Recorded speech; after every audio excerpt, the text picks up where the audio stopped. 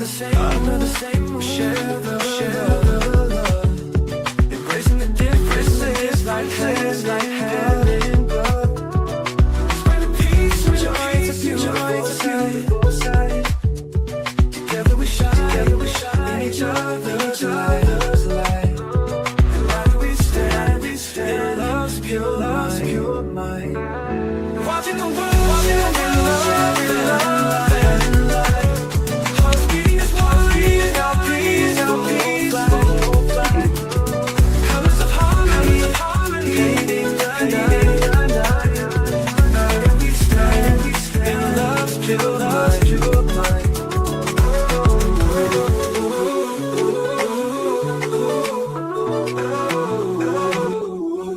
Good evening, everyone. Thank you for tuning in to Watching the World. Tonight, we're going to be watching the President of the United States of America, Donald J. Trump, as he talks about elections. What's happening with that?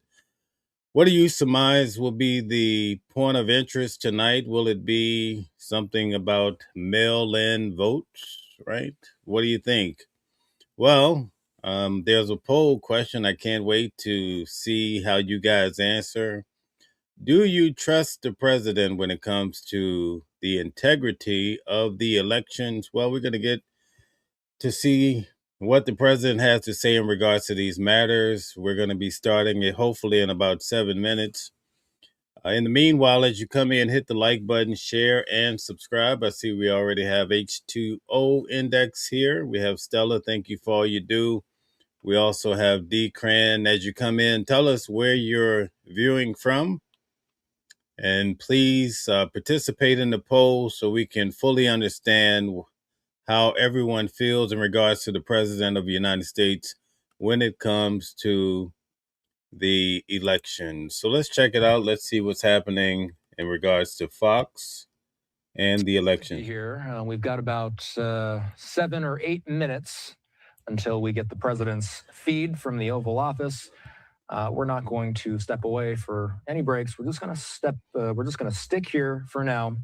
And let's go through, producing team, if we can. Let's go through some of the tweets that are starting to give us a little bit of context about what we might hear tonight. Starting out, the White House has been sending out these promotional posters ever since we knew that they would be holding this primetime address tonight. The president looks like a man on a mission, right? What do you think about that? Within the next 6 or 7 minutes, we have the feed transmitting from the White House press pool right now. Just to give you an idea of how these things typically work on our end, usually we get a feed from the White House, and it's usually pretty quick. We'll get the feed right away, and then the president starts talking right as soon as the feed gets plugged in to our station. Okay, so we know what that's about. Okay, so let's see who we have here. Let me bring this down a little bit. Let's welcome the good folks. The good watchers are here tonight. We have, let's see, Curtis is here. Good to see you, Curtis, as always. We have Judith. Thank you. Good to see you, Judith. D. Cran. D. Cran says, LOL, really, Mel? No, I don't believe anything that Trump says. Really? Okay. Katina Massey is here. Good to see you. Welcome in to you. And D. Cran says, by the way, I live in Tampa, Florida. All right, I'll be in your neighborhood tomorrow. D. Cran, I will be in your neighborhood tomorrow. It's ironic that you mentioned that, but that's my next destination. Hopefully the weather is not too bad there. All right, guys, so we should be kicking off in about 5 minutes. I'm excited. What do you guys think the president is going to say tonight? Especially when it comes to elections. Do you think there's going to be some changes that will be dramatic enough to change this country forever when it comes to voting? What do you think is cooking? It must be something beyond compare, right? It must be. Let's see here. Authentic Young Lady says hello. Shout out to you. Good to see you. Okay, Hate Me says, I trust Trump more than Democrats. They don't even believe in showing IDs to vote. That's a good point. You should be able to show an ID, right? Juquetta, salute to you. Nice to see you. D. Cran says, been raining. All right. Hopefully I'll be ready I'll bring an umbrella. Katina says, to be honest, I have no idea. All right. That's a good wait to see attitude. That's the same attitude that I have. Stella says, like, share, subscribe, and turn on your notifications to be notified for upcoming shows. All right, let's see if we can glean something here as we wait. Statement. Been taking live looks at Capitol Hill as we expect the president's remarks now will begin in about 4 minutes. I'm keeping an eye on. All right, we have 4 minutes to go. 4 minutes to go. D-Cran, that's right. I was supposed to make you a moderator. Let's see. While we're waiting, let me take care of D-Cran real quick here. Jeez. All right, let's see who else we have here. We have Vikings. Viking says, yet you have to show ID at Obama Library. Say it ain't so. Say it ain't so. Thank you for giving us that inside information, that tidbit. So let me find D-Cran here. You guys, bear with me. Here we go. Good old D-Cran's in the building. And Mr. Moderator. Okay, D-Cran, you're all set. Welcome to the team. Thank you you've been rolling with me a long time now, D-Cran. Well, welcome to the team. Jaquetta, shout out to Stella. Okay. Yes, indeed. Okay, we have Dom in the building. Welcome back. That is crazy. Okay, Viking says Florida just did away with property taxes. Oh, my. New York property taxes are through the roof. Okay. All right. Salute to you. Okay. Thank you, Dom. Yes, indeed. No, thank you, D-Cran, for all you do. I really do appreciate that. As you can see, Viking says New York City lost $11 billion in jobs. Woo, man, who are you going to blame that on? I see people already blaming it on Mom Donnie, right? People are already saying New York is going down the toilet. That's what they say, folks. Dom says, I've been rocking with you for a minute. Thank you. Yes, indeed. Oh, Gun B is in the building. Greetings to you. Good to see you.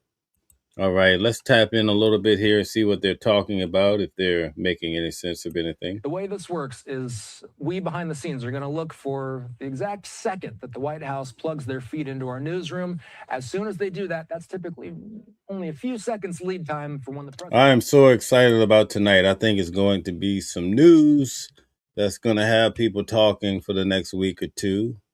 Another subject matter to talk about other than the war in Iran. Let's see what's cooking here. Hold on one White second. House's East Room.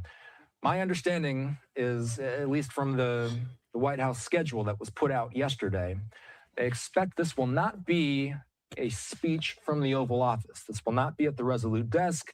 He's going to be talking from the East Room in just about a minute's time, the White House saying. All right, so we have roughly a minute to go, so we'll use that minute or two wisely. He's addressing election integrity, so probably there's going to be some dramatic changes when it comes to elections and your voting, so we'll have to see how that pans out. Viking said basically Mom Donnie is making New York City housing Section 8 entirely. Oh, wow. That's what they're saying, though. Nunya. I haven't heard that word Nunya since my grandparents were alive years ago. Nunya business. I remember that. Thank you for the reminder. Nunya says if he does, I want to move to New York. Okay, all right. Mr. Gray Frog says you're excited to see him lie to you. All right. Yes, indeed. I'm excited to hear what this is about. That's what I want to know. I want to know like Joe. All right. Dom says I want to move to New York for that, though. Yes, indeed. Nunya says you're my favorite political streamer. All right. Well, that's a first. First time anyone has told me that before. Thank you very much. I won't forget it. Viking says, pass the SAVE Act now. I was driving down the road yesterday and people are putting up signs against the SAVE Act in New York here. I see signs up everywhere. Christine says, I hope he do not fall asleep again. Fall asleep at the speech. Is that what it is? Viking says, okay, my job perhaps. Hate Me says, landlords won't be able to afford maintenance anymore. Good luck with that. Exactly. Speaking about landlords, you should have seen some of the things that I witnessed in Egypt, you would not complain about the United States again. That's how tough of a thing it is. Viking says Biden never woke up. Oh my. Dom says it's none of your business if Mel wants to watch him lie. All right. Thanks for coming to my aid. That's awfully kind of you. Thank you for the support. We have some true watchers in the building. Okay, we're getting close to that time. Oh, we're actually a minute beyond. All right, D. Cran says Trump is going to try and steal another 4 years if they let him. He can't be trusted at all. Okay, you think he's going to stay in office? He's going to try to? Do you think the president is doing such a marvelous job? If you think so, put a 1 in the chat. If not, put a 2. Do you feel he's just doing a marvelous job? Okay, Dom says, y'all, he is 81. Okay, here we go. Sorry. So his feed just popped up. Let's listen live. Before we begin, I'm proud to report that our country is safer, stronger, and far wealthier than it has ever been before. We are doing great. Less than 2 years ago, we inherited an economic and social disaster. After the worst inflation in 48 years, the wide open borders with millions and millions of people pouring in from all over the world, including criminals of all types, and 11,888 murders, many of whom killed more than one person. We had transgender for everybody, men and women sports, crime ravaging our cities, and the whole world was laughing at us as a nation, but not anymore. 2 years ago, our country was dead. Now we are the hottest country anywhere in the world. America is respected like we have never been respected before. We have more money being invested in the United States than at any time in the history of our country. More Americans are working today than ever before. This week, it was announced that inflation saw the largest monthly decline in more than 6 years. Just happened. It was just given out. The media reported it, and we accept it. The best in 6 years. The tax cuts in our great, big, beautiful bill are saving hardworking families thousands and thousands of dollars, like with the provisions, no tax on tips, no tax on overtime, and no tax on Social Security for our great seniors, along with the interest deduction on a loan used to purchase a car, but only if that car is made in America, and a 100% expensing for our job-creating businesses. Our stock markets are at their highest point in many years, but we can actually say of all time. And your 401ks, pensions, and retirement accounts are setting records every single day, the highest in history. For years, we paid the highest price for prescription drugs anywhere in the world. Now we pay the lowest price under my most favored nations policy, because I was able to get the rest of the world and the pharmaceutical companies to act responsibly. Drug prices are coming down by 70, 80, and 90%. TrumpRx.gov, this will ultimately reduce the cost of health care. You have to go to TrumpRx.gov and take advantage of it. But the cost of health care is coming way down because of what we've done with prescription drugs. And with Trump accounts, every child in America now has access to a tax-free investment account to save for their future. Billions and billions of dollars are being invested, put in by companies and individuals to take care of our children so that at age 18, they will have potentially hundreds of thousands of dollars in their account, and they'll get off to a great start in life. So for that, go to TrumpAccounts.gov and sign up your child or any child who'd like to sign up. Our previously wide open borders have been transformed into the most secure borders in the history of our country, with 0 illegal aliens being admitted to the United States in the past 14 months. That is 0. Nobody thought it was possible. We had the worst border in the history of our country, and now we have the best.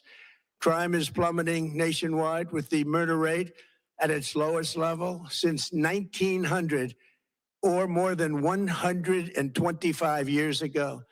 We're making a record investment in our armed forces, and we have the strongest and most powerful military by far anywhere in the world. I built it during my first term, and unfortunately, we're forced to use it now. We won in Venezuela, which is now working with us to produce millions and millions of barrels of oil. We are likewise winning big in Iran, and you will see the fruits of that labor very, very shortly. America is back and doing really well, but we still have a major challenge that must be urgently addressed, because no country can be great without fair and honest elections. You have to trust your country, because if there can be no trust, there can be no greatness. And that's very simple. No trust, no greatness. For many years, I've called for bold, swift, and decisive action to protect the integrity of America's elections. Every American deserves to know that when they cast their vote, that vote will be counted accurately in a system, and that is to make that system secure, one where cheating and interference are not just difficult, but virtually impossible. Unfortunately, the system we have today falls catastrophically short of that standard. Tonight, I'm announcing the immediate declassification and release of critical intelligence revealing shocking vulnerabilities in our election infrastructure. This evidence shows that the election system we have dangerously exposes, and really exposes like levels never thought possible, to hacking, exploitation, and foreign interference. Just as disturbingly, this vital information has for many years been covered up and hidden from you, the American people, our beautiful, our great American people. But that all changes right now. The documents we will release starting tonight have been gathered by the White House Government Transparency Task Force, a great group of people, along with the staff of the President's Intelligence Advisory Board, supported by our top intelligence agency chiefs, who have all personally reviewed the findings. We are presenting this evening and fully confirmed their authenticity. You can see these documents for yourself at whitehouse.gov. That's whitehouse.gov. Go check it out. Our purpose in disclosing this information is not to weaken confidence in election, but to earn that confidence by confronting vulnerabilities and correcting them very, very quickly. And that's what we're doing. The documents cover 5 major areas of concern. First, they show that over a period of years, starting during the 2020 election cycle, the People's Republic of China carried out what is believed to be the largest compromise of election data in history, resulting in China's illicit acquisition of 220 million U.S. voter files. That information includes names, addresses, phone numbers, political party preferences, and other sensitive data that would be needed to register to vote and engage in other nefarious activities, which is exactly what was happening. This data loss presents an unprecedented election security nightmare. The intelligence even shows that China has signed a data exploitation unit specifically to this new project. Compounding the travesty, the second set of documents we are releasing reveals that members of the deep state, very, very famous group of people, in many cases, in our intelligence agency work to actively suppress and downplay information about the extent of China's sinister election meddling, covering it up from both the president and the American people like nobody thought was possible.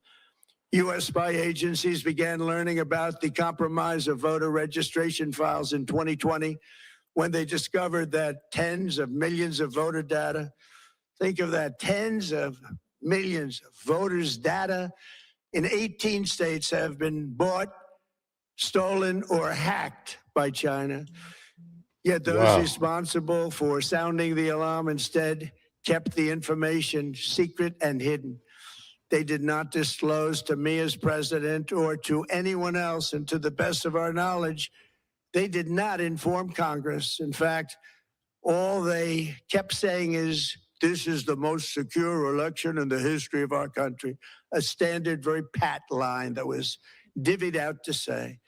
The cover-up of this colossal security breach is even more disturbing in light of the additional information showing that China engaged in other election-related activities to undermine my first administration and our 2020 campaign.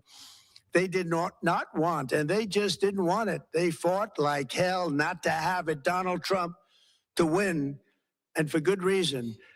As the documents we are releasing show, CIA reporting explicitly stated, and I quote, in mid-2018, the Chinese Communist Party's policy was to leverage all domestic and foreign elements that were opposed to the U.S. president in an effort to reduce the U.S. president's votes and make him resign or prevent his re-election. Isn't that nice?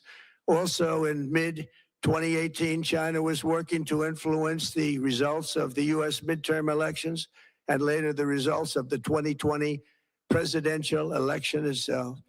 Separately, in mid-2019, the Chinese government's strategy against the United States was focused on undermining domestic confidence in the U.S. president. They wanted to just make you sound like your president wasn't so hot, when actually your president has done a great job, and they did everything possible to do exactly that. Going on, this document says, and this is by the CIA, the strategy included efforts to use Chinese contacts with big U.S. companies to influence U.S. business leaders to turn against the President of the United States of America. The Chinese government sought to identify U.S. journalists who had reported negatively on the U.S. president and pay them large sums of money to write more negative articles about him, as many as they could, and they didn't care what they said. The Chinese government wanted U.S. president to lose the next election, and the reason they wanted me to lose is because they knew I was wise to them, charged them billions and billions of dollars worth of tariffs, and built the strongest military anywhere in the world. We have the strongest military anywhere in the world. These are exact quotes from the CIA reporting. The name of the person doing the quote is now under review, but it gets even worse. Raw intelligence obtained by the FBI in 2020, yet buried by rogue bureaucrats, stated that China's activities even included an attempt to manufacture illegal ballots for Joe Biden. Documents show that during this period, dozens of significant CIA and NSA reports about China's election targeting were kept out of the presidential briefing. These were briefings I would get almost every day. Everything was kept out that was of importance.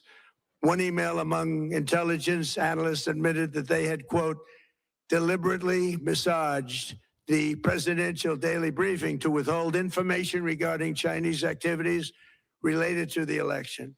Another official inside the FBI wrote that she was running, quote, a shadow government, unquote, to keep intelligence about China's election meddling from becoming known and to keep it away from the honorable press.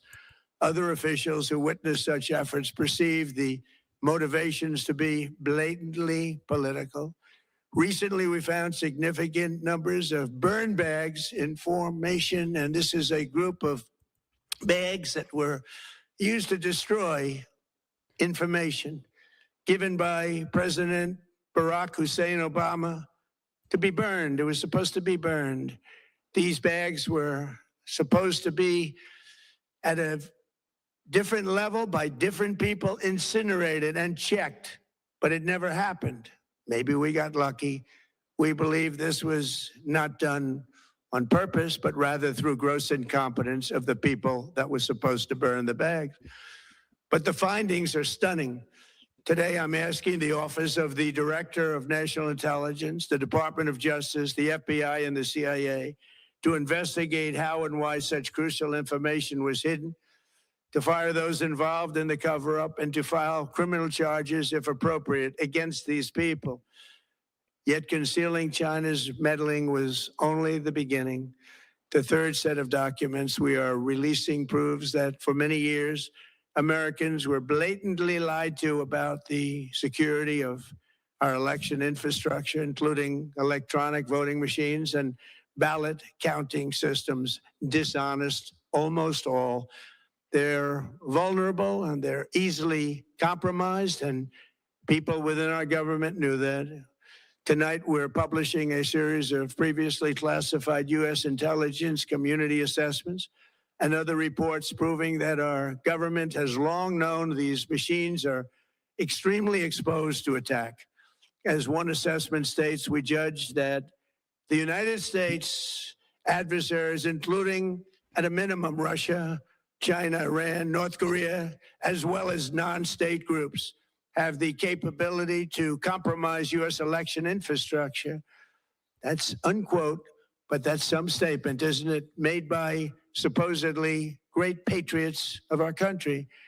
The document goes on to further state that, quote, we assess that centralized election-related data repositories, such as voter registration databases, poll books, and other official election websites, are most vulnerable to exploitation, and adversaries could use this access to these systems to disrupt election processes within the United States of America. Tonight, we're releasing all of those findings, and spanning from January 2020 to June 2026, this is a cyber threat aimed at the very heart of our democracy. Many people have questioned whether it could actually be possible to electronically manipulate vote totals or change election results on these terrible machines. Today, we are releasing documents that show the CIA obtained reporting of a specific plot to do a big number in favor of the corrupt Maduro regime in Venezuela. And that's exactly what happened, conspiring to digitally rig their own country's elections in 2020, and that's what they did. This reporting included precise details about methods to regime develop to digitally alter vote totals in ways that could not be detected even with an audit, no matter how deep they went. This intelligence underscores why we must take urgent action to ensure that our own system can never, ever be hacked or compromised like it was in the past. The fourth set of documents reveals that even when significant evidence of fraud has been detected, it has been buried and covered up.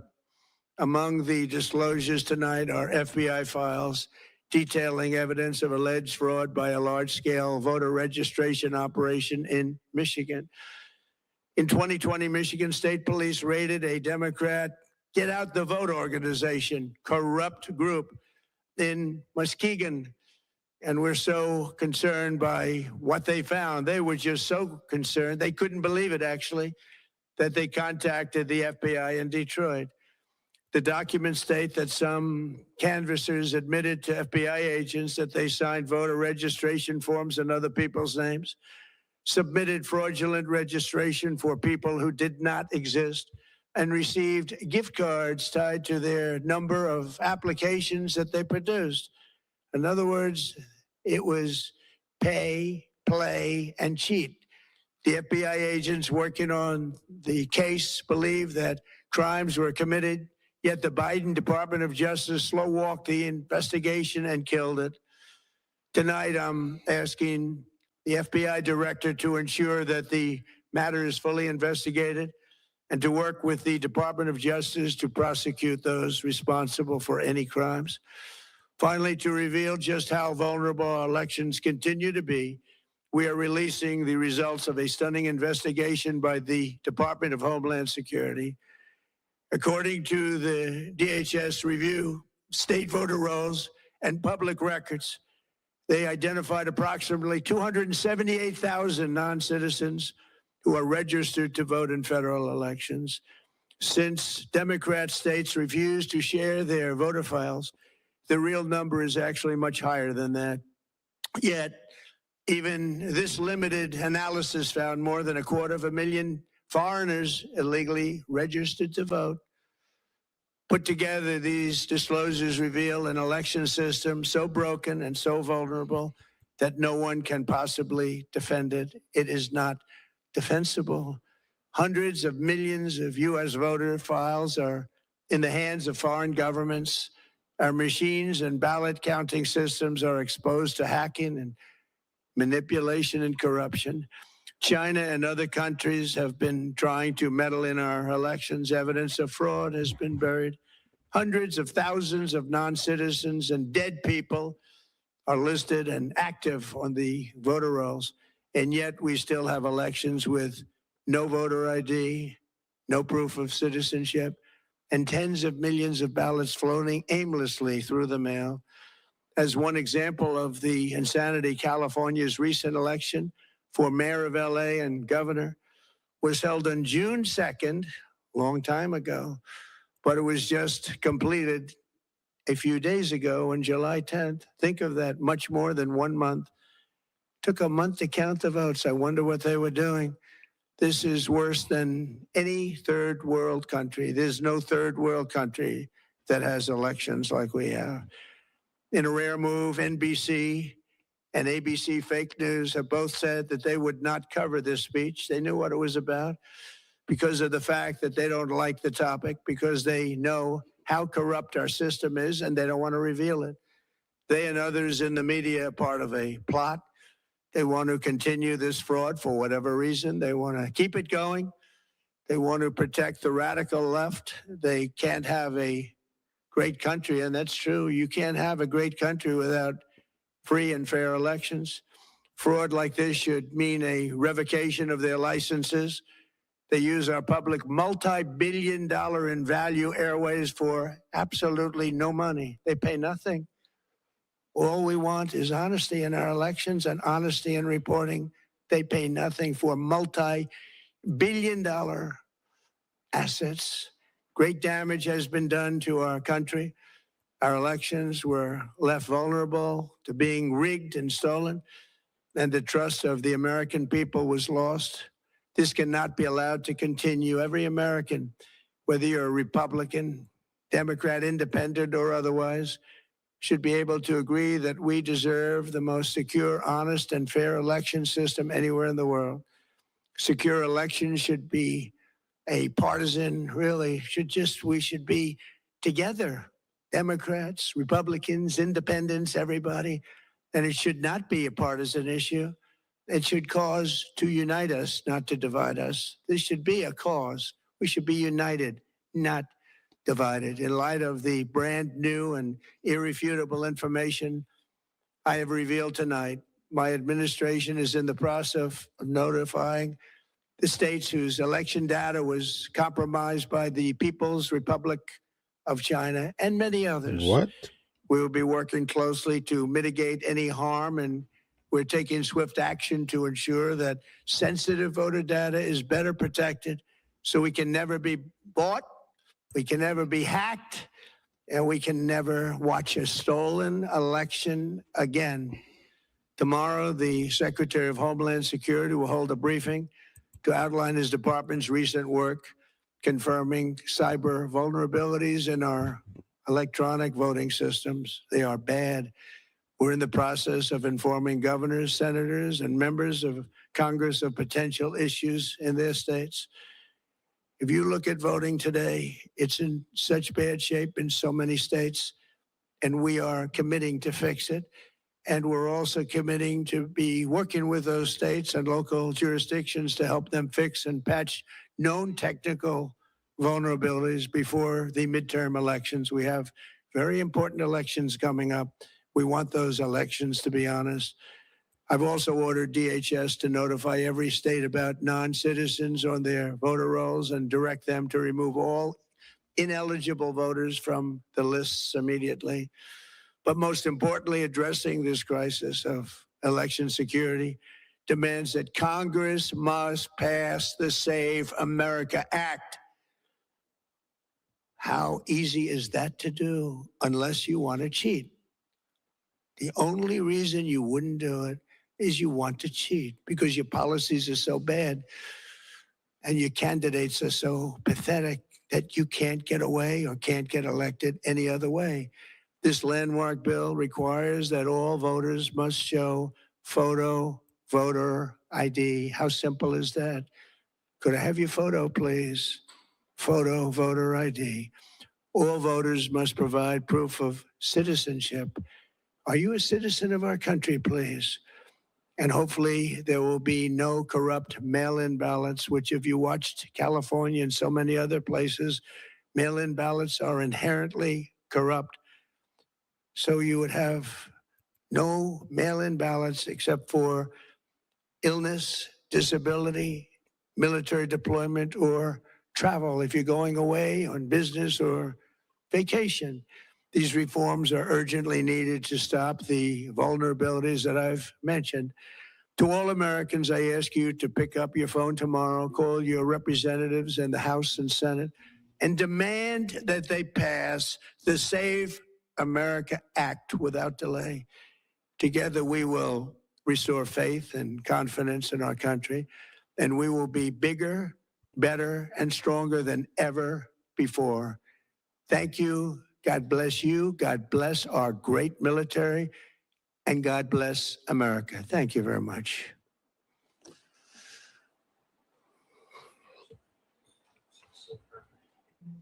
All right, you're listening in there to President Donald Trump giving his primetime address to the nation. He is releasing, his administration releasing declassified documents related to election security. A couple of main points here. He is alleging that China interfered in the election by collecting American. Did you guys know China was interfering in the election? Pressing information on China. Put a 1 in the chat if you knew that. And saying that the Department of Homeland Security says there are 278,000 non-citizens in American voter rolls. Of course, the president touched on several other topics there, starting out his speech talking about the economy off the very top, touting administration wins, also crime rates being down, wins at the southern border. He also is saying that this speech in regards to election security is not to weaken confidence in the election. Gun B says, what a waste. Is in the system. God. You also heard the president there call on Congress to pass the Save America Act at the end of his speech.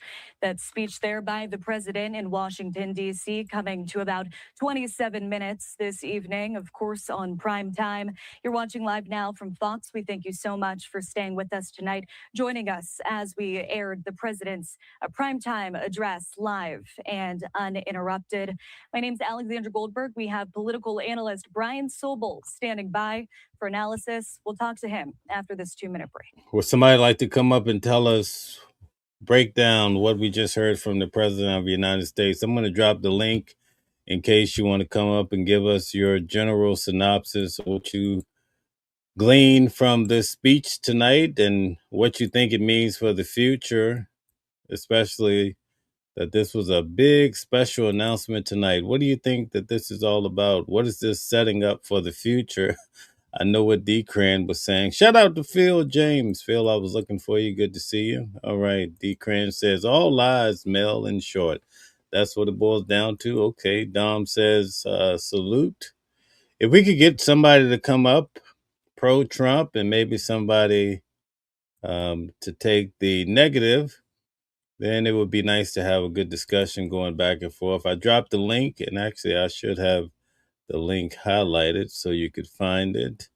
If anyone would like to come up and discuss this, you can. Just hit the link. And we have some photo here of Washington. Is that Washington, D.C.? No, that's Tennessee, Lebanon, Tennessee. Okay. I have not gone to Tennessee before. Okay. Guys, keep the comments coming, but we're looking for someone to articulate what was this about. What do you think it means for the future, especially when it comes to voting? You know, the midterm elections are coming up. There has been a lot of redistricting, right? So now it looks like we're going to see some new developments with documentation being dropped at whitehouse.gov to show us that China has been interfering in the election. What do you guys think about that? All right. All right. Let's see. Dom says, I had no clue. Okay. D. Cran says, to give him another 4 years. Okay. So that's what you think it's all about. Shout out to Brian. I see Brian is here. Brian says, yes, absolutely. Another 4 years of Trump. Okay. It's on the way. I can see that. It looks pretty promising based on tonight. I can feel it in the air. We just heard an about 25-minute address to the nation by President Donald Trump, making that speech at prime time, talking about election security. We have political analyst Brian Sobel standing by for us. Brian, good evening to you. Thanks for joining us here on Live Now. My pleasure. So we have a lot to discuss tonight. Of course, a couple of main points that the president made about alleged interference by China, by the deep state, and also hundreds of thousands of non-citizens on American voter rolls, according to the president. Brian, I wanted to ask you, what was the biggest takeaway from this speech in your eyes? Well, frankly, I think it was the penetration, potentially, of the CCP, the Chinese government and military apparatus, into our voter rolls, where they may have secured data of the many citizens of the United States. Now, whether they actually were able to affect the election, I think we're going to have to see these documents that the president refers to as they are being released, and we haven't seen them yet. But I think the biggest takeaway tonight was Donald Trump calling out the Chinese and somewhat on the periphery, the Russians, the North Koreans. Guys, if you're trying to use the StreamYard, there's 2 streams going. So go to the other stream, back out. Maybe, Stella, can you explain? I think you have to go to the horizontal stream. So just back out of this stream, go to the second one. We have a stream for your cell phone, and the other horizontal stream is for televisions and laptops and computers. So just go there, click the link, and come on in. Catastrophically short when compared to other nations. What do you make of this sentiment? Anybody's welcome to join the show. Just come on and we'll listen to your perspective. These things where he was making a case really for the Save America Act, which is what he referred to late in his speech about providing ID before you vote, removing mail-in ballots and some other things that he thinks and other people think would increase the ability to keep countries like China from tampering with our voting. But when you think about the last 15 years, Alexandra, of who knew it was China all along, right? According to the president, right? Not Russia, it was China. Would it surprise anybody that they've worked really hard to somehow get on the inside of the voter data rolls and to see whether they can sway an election in the direction that they would like? Now, having said that, we're going to have to see the evidence. And I think there's going to be a lot of debate about what is found and what's going to be released. But if some of this information was suppressed because the people at the time in 2020 felt like the American people either couldn't handle it or they had other reasons for not releasing it, that's not good. Brian, I want to talk about the midterms, of course, just in a couple of months. Before we get to that, is the Republican Party united under this messaging? No, I think there are a lot of Republicans who want to pass the SAVE Act, but it's hung up in the Senate right now. I don't think everybody's in agreement with all of the SAVE Act. Certainly Democrats aren't, but Republicans basically want to get in behind the president on this. But it does require some additional efforts by states at the ballot box. And that includes taking a look at somebody's ID before they vote, and then guaranteeing that the people who come to vote are American citizens.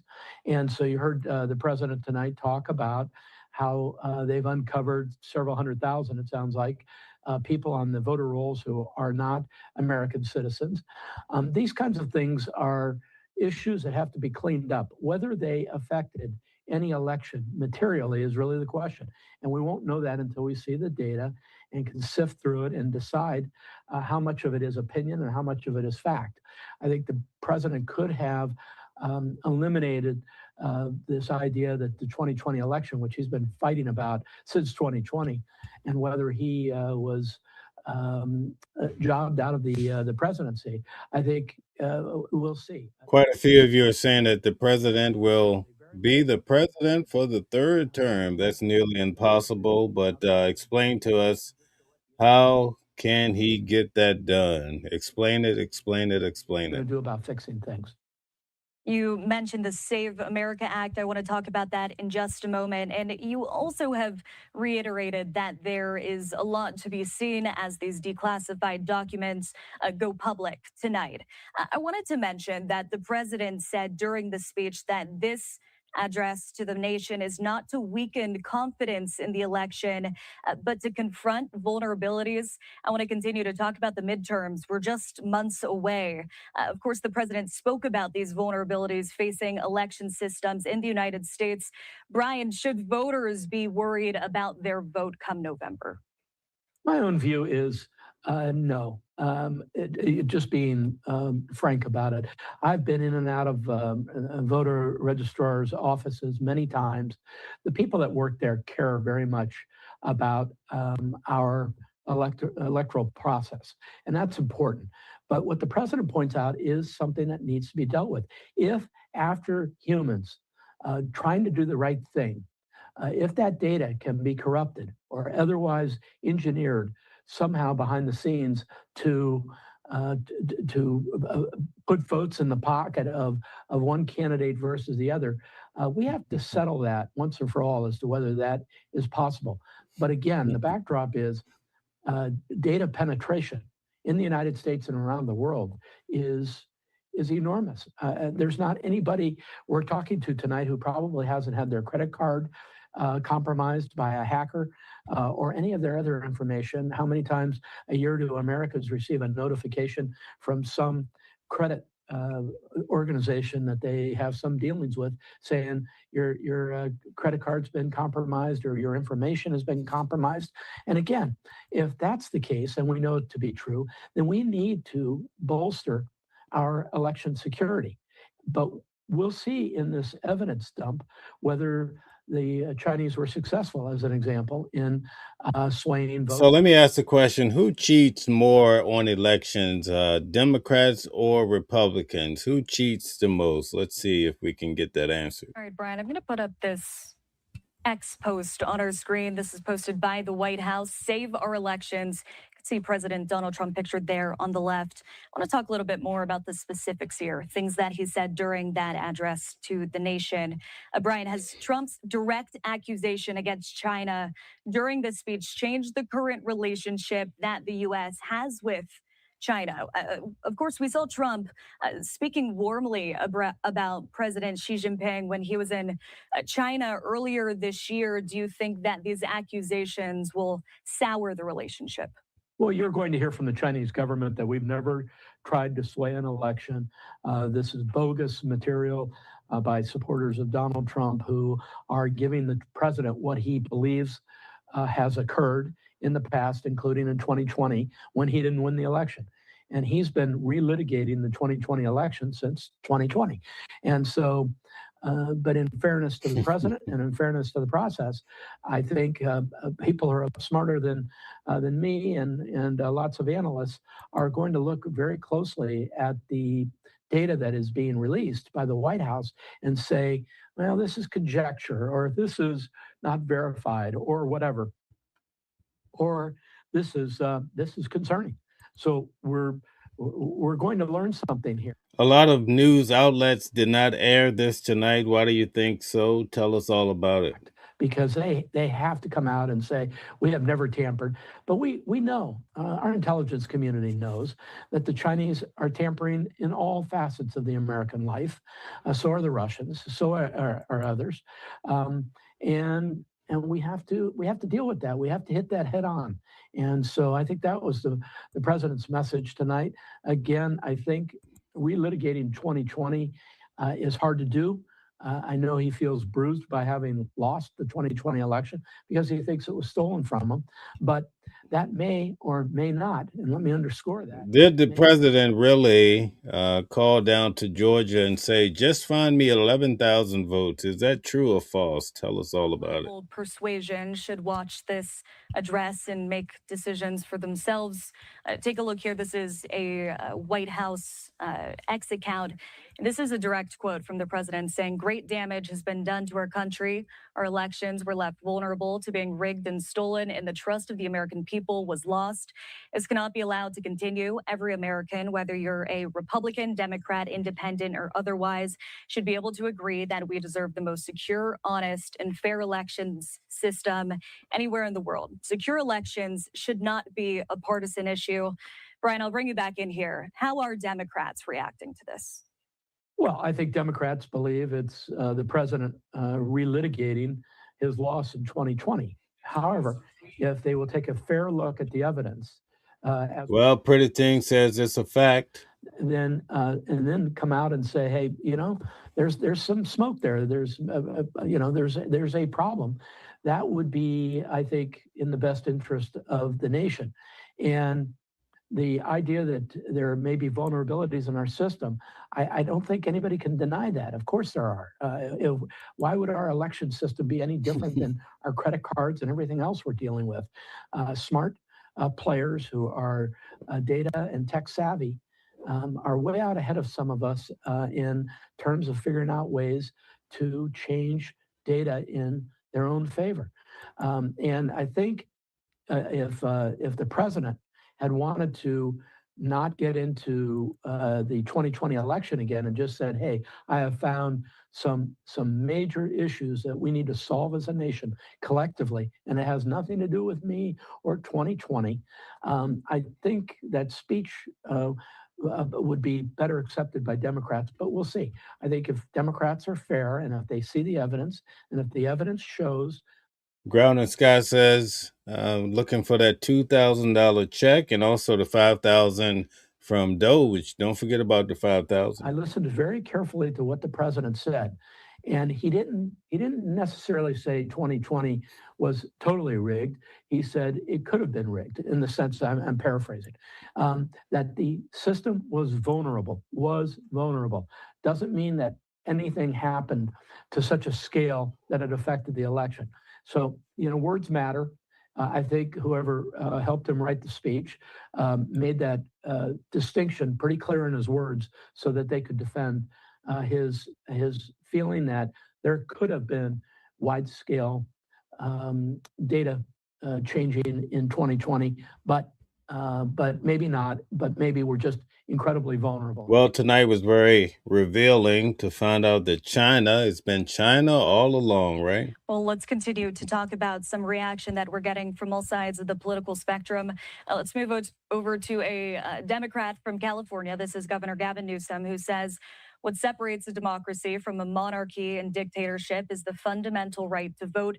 Lose that and you lose everything. Donald Trump is telling us right now that he'll do anything to hold on to power. That reaction coming from Governor Gavin Newsom right after that address in Washington, D.C. I believe we have one more social media post. We'll see if we can get this up here on our screen.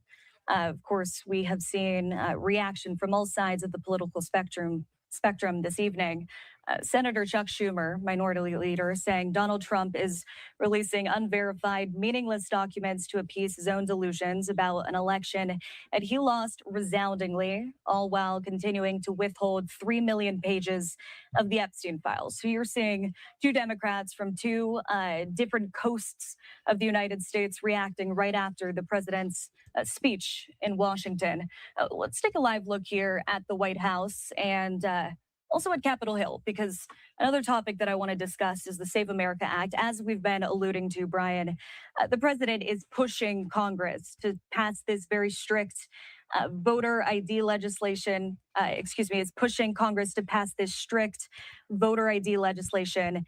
Can House Republicans pass Hello, Loretta. How are you? Reconciliation 3.0? Does this have a good standing in the chamber right now? Well, I think on the House side, I think Republicans feel very good that they've advanced this to the Senate. But, you know, in our system, either body can scrap anything that comes from the other body. And so we'll see how it fares in the Senate. And I get what the president was trying to do tonight. You heard him make a call for everybody to get on the phones tomorrow and call their representatives to say pass the SAVE Act. We'll see whether that happens. And we shouldn't be surprised, by the way, that Hi, Comic. How are you? the president in 2028 or before that even thinks this is a ploy to hold on to power. I didn't hear any of that in the speech. It's like he made a statement before he even heard the speech. And nobody should be surprised about Chuck Schumer either. I don't know whether Chuck Schumer had an advanced look at any of these documents. We'll see. If they're meaningless, they're meaningless. But if they have substance, Chuck Schumer should do the honorable thing and admit that. We heard Senator Tom Tillis of North Carolina react to the Save America Act in the chambers today. Let's play out this soundbite and I'll have you react right after. CEOs that I've advised before, Mr. President, these people are misleading you if they're telling you that this can be implemented by November. The only thing that will occur is an undermining of the election integrity, the integrity of our elections right now. So folks, from North Carolina, our state motto is esse quam vadere, to be rather than to seem. This seems like a legit proposal, but it isn't. And it hasn't been for the last year because you couldn't have gotten it done with 10,000 election entities if we'd passed it last July. So let's be honest with the American people. Let's focus on getting every state to have voter ID. Let's provide funding that lets the states opt into it and have a consequence if they don't in terms of audits. But let's stop the charade. Let's stop the distraction. Let's get the government funded. Let's use reconciliation if we need to, but let's not clog it up with another piece of policy airdrop by a member of this Senate or the White House that will undermine this bill.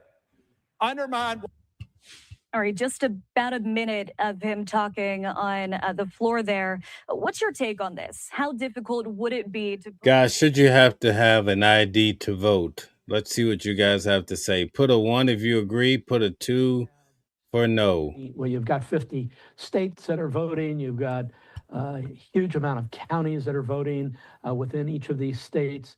All of them would have to understand the guidelines. It sounds simple in a sense. Oh, well, you got to show an ID, and perhaps if you don't have a driver's license and you have to show a passport or whatever. It's very hard to take something this profound, this big of a deal and implement it before November. I think that was Tillis's point, and I think he makes a point. If voter integrity is important, and I believe it is, I think it doesn't have to be somehow implemented before November, and I mean early November. There is no time left to do it, even if it passed, the SAVE Act passed tomorrow, which it is not going to.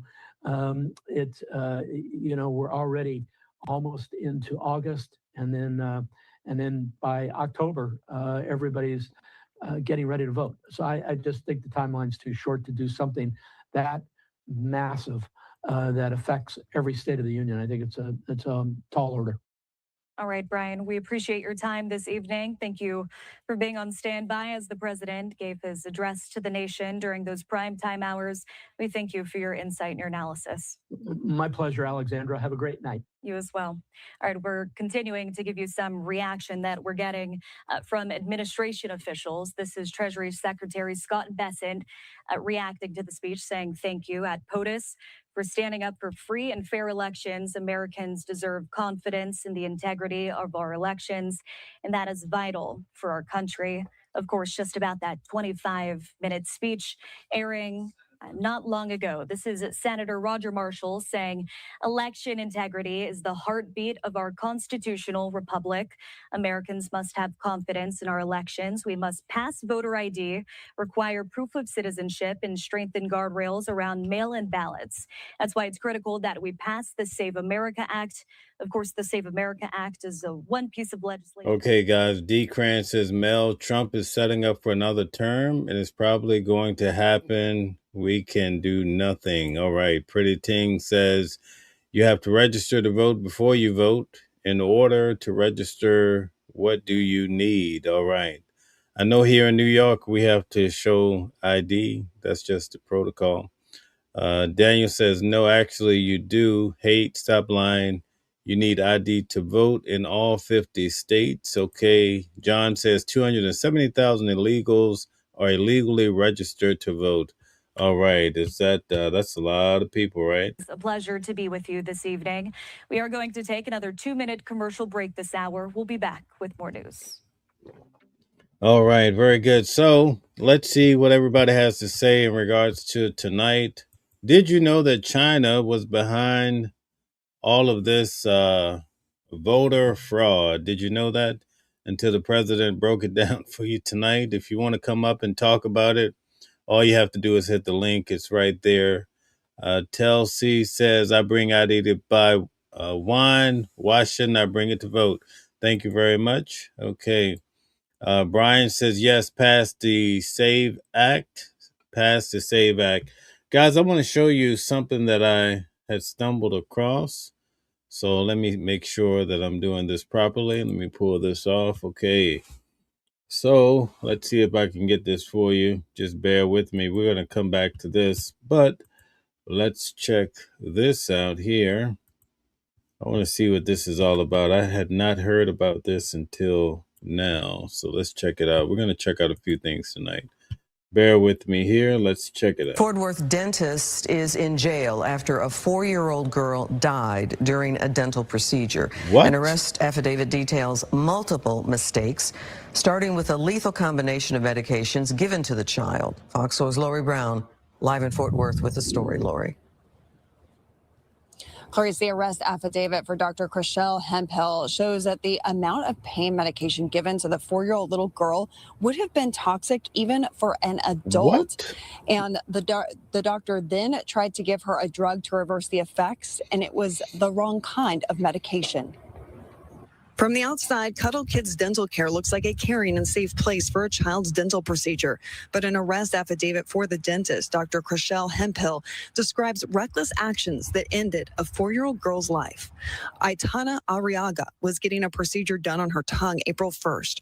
According to the affidavit, Dr. Hemphill gave Aitana a clear liquid medicine in a red cup. Aitana didn't like the taste, but Dr. Hemphill encouraged her to drink all of it. She then took the child back for the procedure, but told her mom that she was not allowed in the room. During that procedure, anesthesia was provided to the 4-year-old.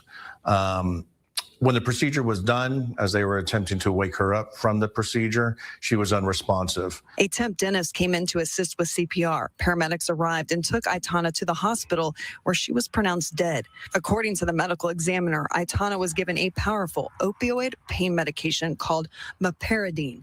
The amount in her system was double the amount one would give to an adult. On top of that, according to an expert cited in the affidavit, they performed chest compressions and used a defibrillator for a heart that hadn't stopped.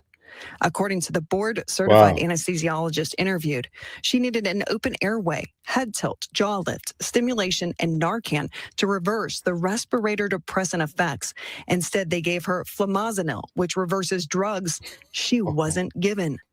Dr. Hemphill was located Wednesday and charged with reckless injury to a child. Officer Brad Perez with the Fort Worth Police Department says an important part of this is what Aitana's mother should have been allowed to do.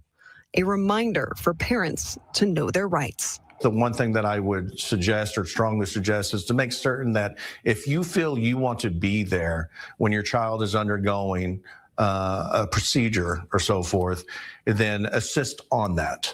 Because I believe that this mother was wanting to check on this child, but was unable to do so while the procedure occurred. Perhaps the mother could have seen signs that the doctor was not seeing at the time. According to the Texas State Board of Dental Examiners, Dr. Hempel had no disciplinary record with the state. Her license is still listed as active. Clarice. Heartbreaking. That is very heartbreaking, to say the least. We're going to go back and check out what's happening in regards to, let's follow up with the speech from the President of the United States. Let's see what's happening here.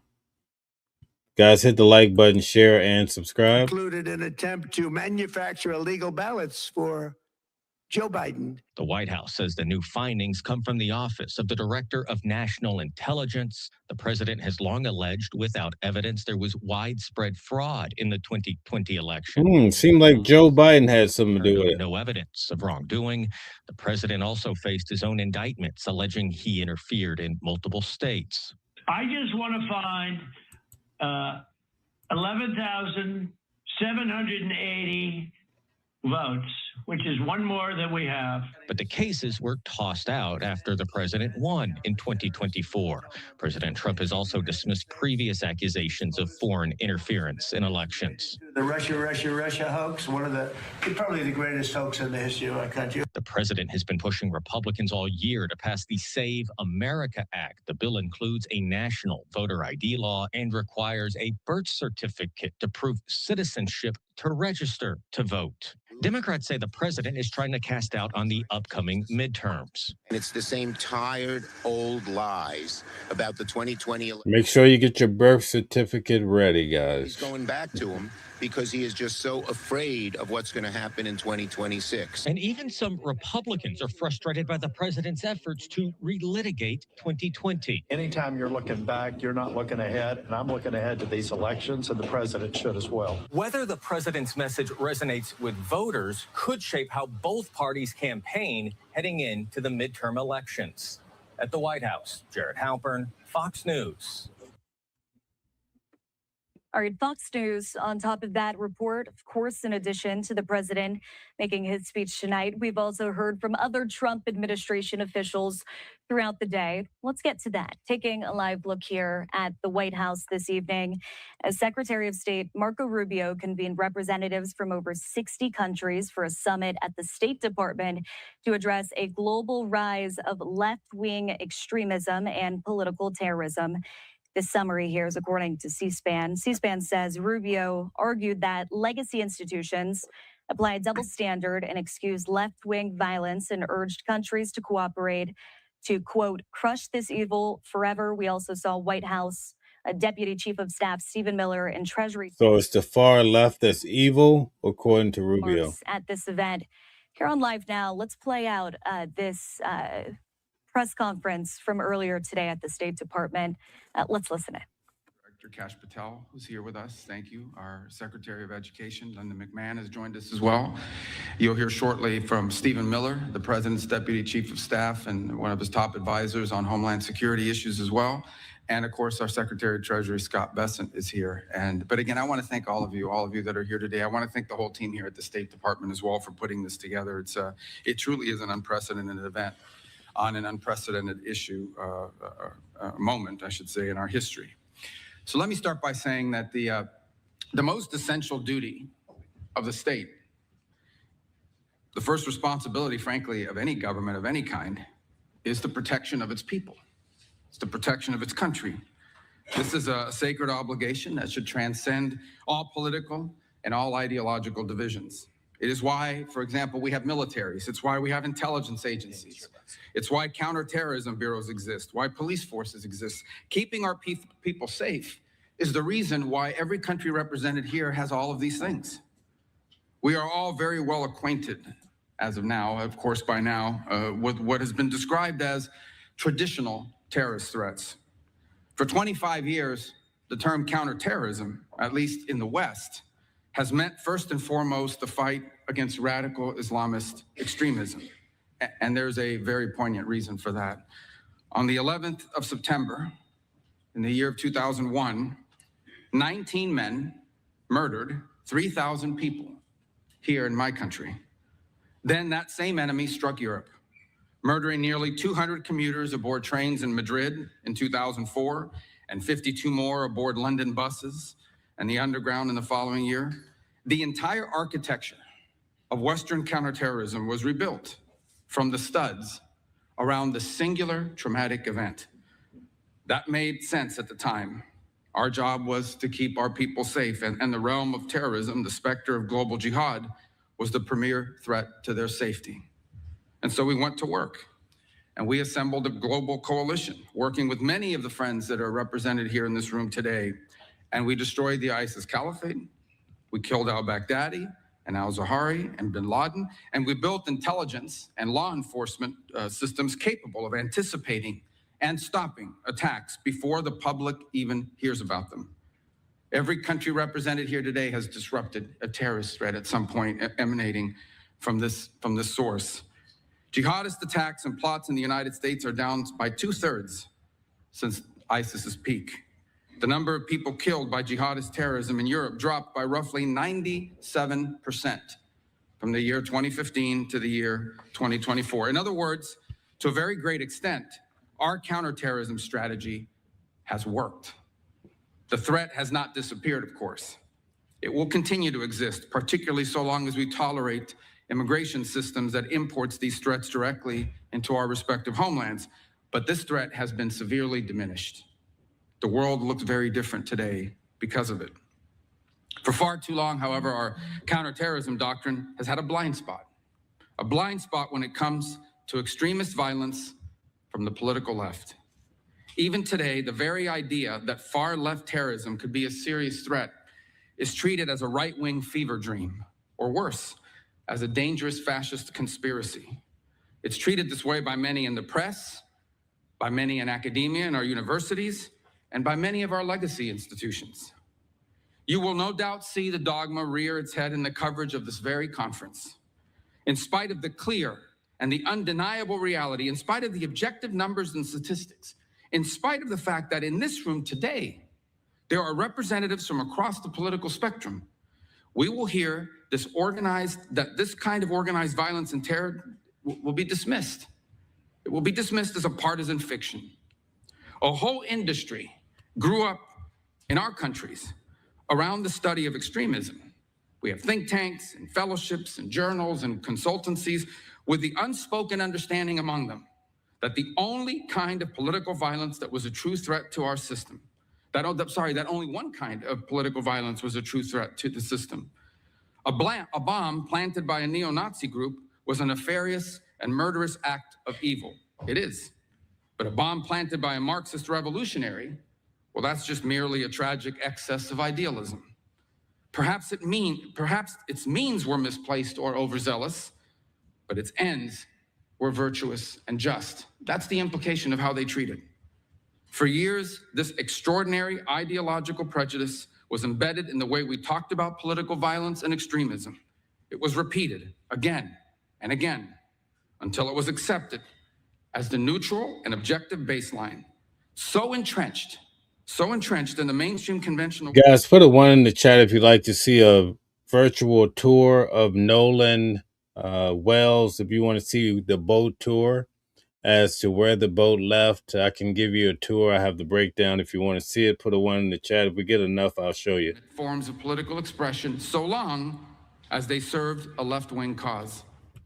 It is why during those so-called George Floyd riots in the summer of 2020, as criminals and extremists burned and looted their way through America's great cities and nearly brought the country to its knees, city governments all across the country simply refused to prosecute the people conducting these acts of violence and terror.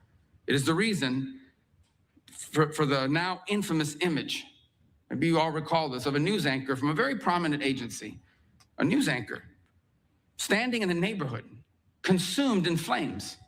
Meanwhile, the chyron on the bottom read that the protests were mostly peaceful. This was something worse than a double standard. Left-wing violence was not just excused, it was treated as sacrosanct. a protected class unto itself. That era has to end. The coalition in this room today includes political leaders and experts and law enforcement officials from more than 60 countries across the world. You have come here from a wide range of governments, parties, and political persuasions. Some of your governments and ours disagree publicly. Sometimes we disagree sharply about trade, about energy, about immigration. You did not come here today because you have been persuaded on every single aspect of the American view of the world. You came here. You are here because 2 weeks ago, a 72-year-old woman was burned on over 80% of her body in her own home in Greece, and she died, executed by a firebomb because her daughter dared to stand for office. You are here today because for 5 days this winter, the lights went out in Berlin, the longest blackout in the city since the Second World War, sparked by an attack that left tens of thousands of households without power in the freezing cold and left an 83-year-old woman dead. You are here and you came because a month after that Berlin blackout, a French 23-year-old succumbed to traumatic brain injuries, beaten to death on the streets of Lyon by a group of far-left militant thugs. You are here because your political leaders are being attacked. Okay, guys. So based on what we got quite a few won. So I'm going to show you guys a tour like probably nobody else. This is what I do in my spare time. Maybe I need to find something else to do. But anyway, I'm going to give you a tour of the I have to be careful because I think I pinned down the house, but I don't want people coming after me. But we're going to get to it tonight. You know, this is what I do. I can't help myself. So I'm going to show you where the boat left, where it went to. I mean, I'm pretty good at this stuff. So let me do that. Give me a minute. I have a flight to catch bright and early, so I'm going to get to this. I want to thank you guys for all the support. We would love to hear Rubio, but this is going on too long now. I don't want to hear any more of that. So let's get to this tour. I'm going to break it down for you guys. Just give me a second here to get everything in line here. As far as I'm going to show you the timeline for what happened to, and let's put this in here. Give me 1 second, guys. I want to make this worthwhile here. And let's bring this up. Okay.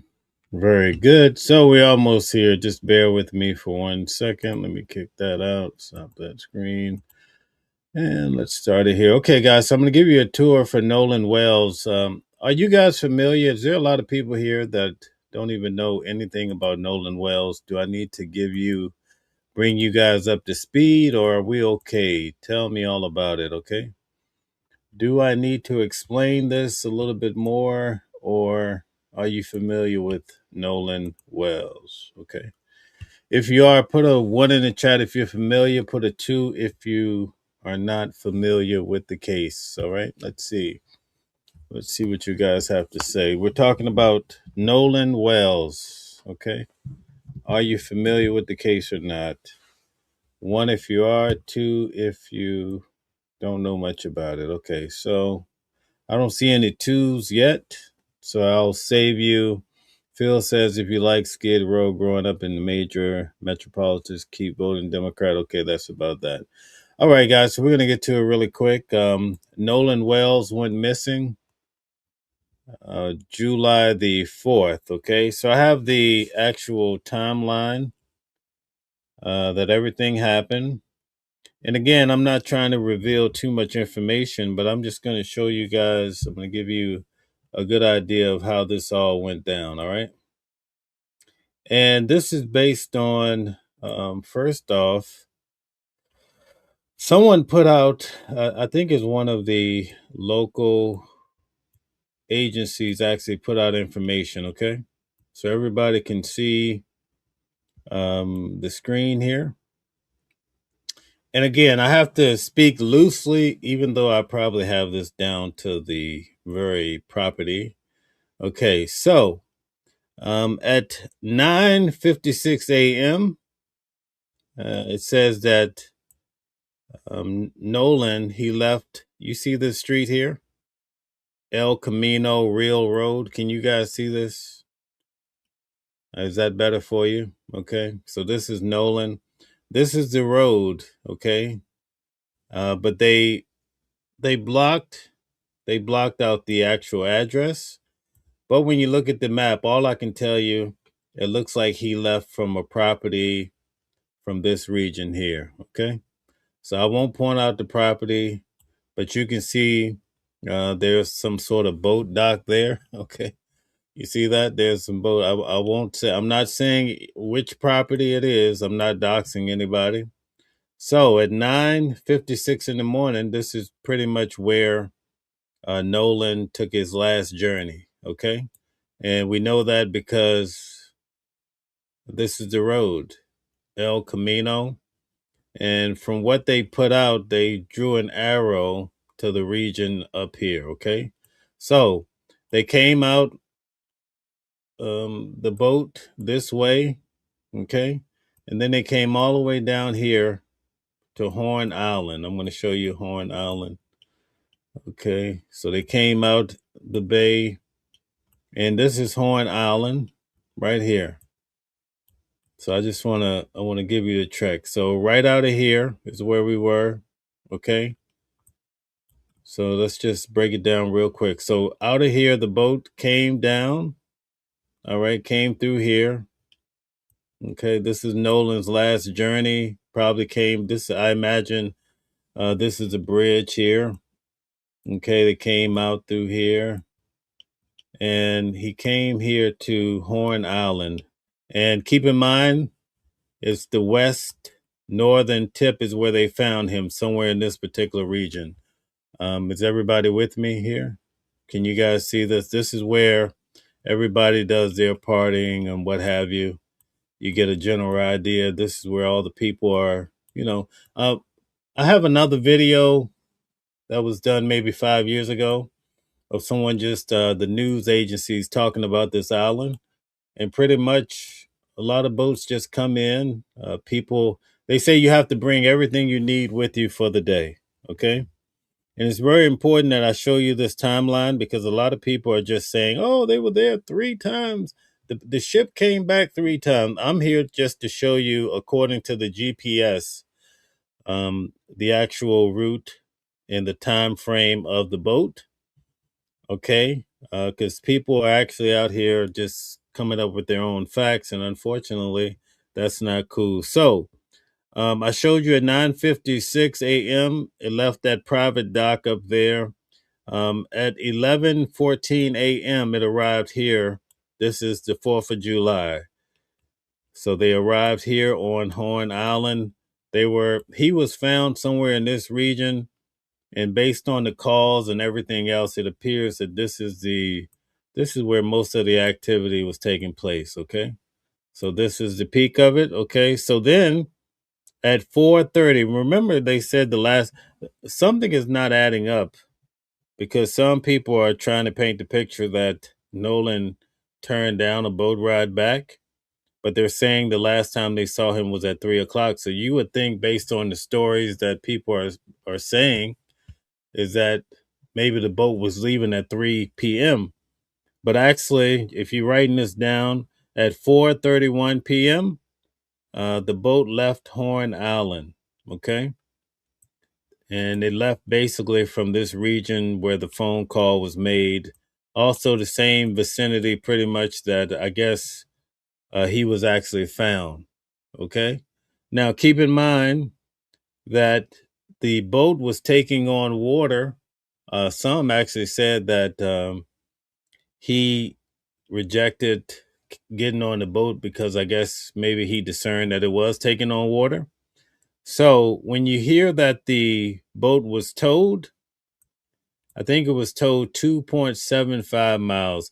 So basically, almost 3 miles, the boat was towed out to sea. And then it said the boat proceeded as usual. And it went all the way back up here.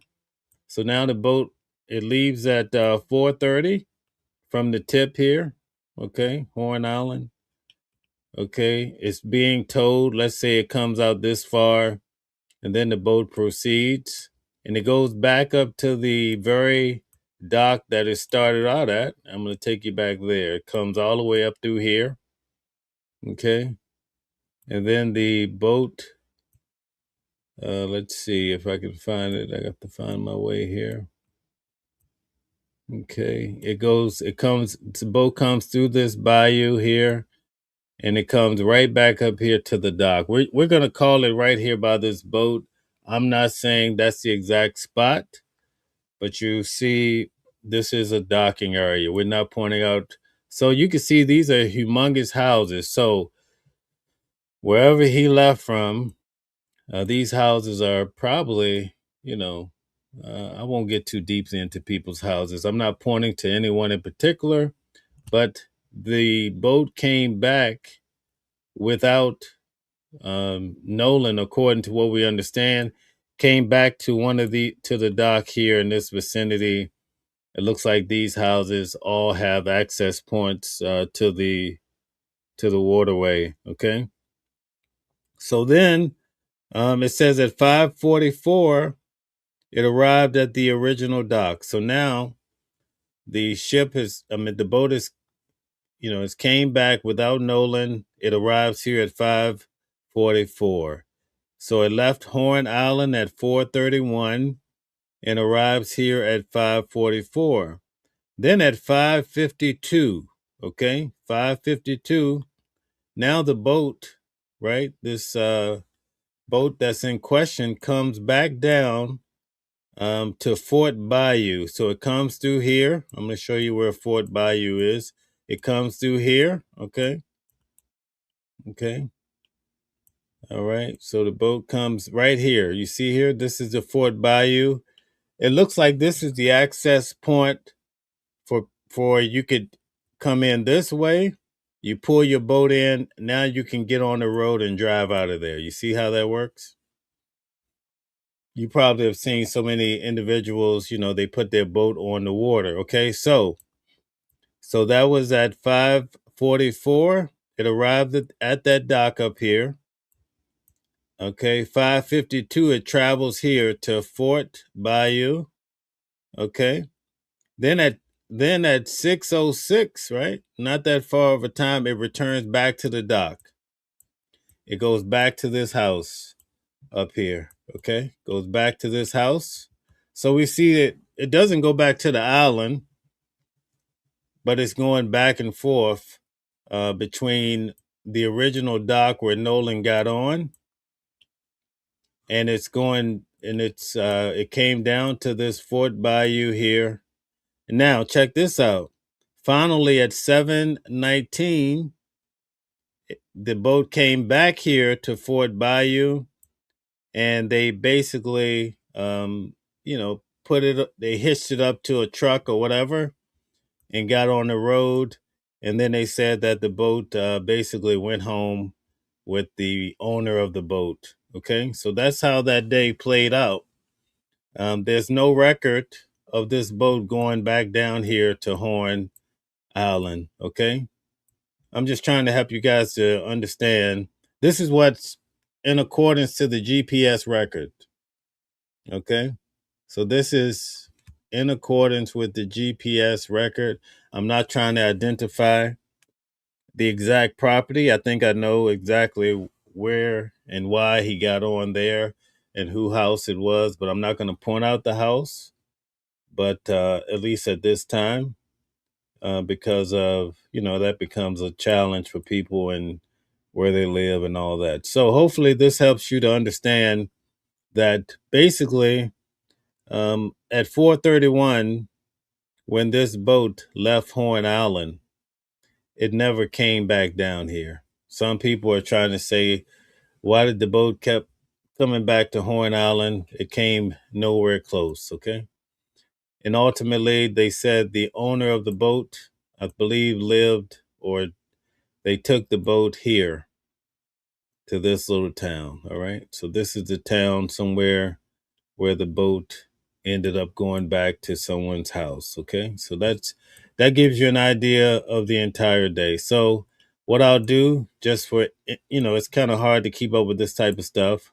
I'm going to briefly go through this again for those who are really into this type of stuff. I'm kind of really into this type of stuff, right?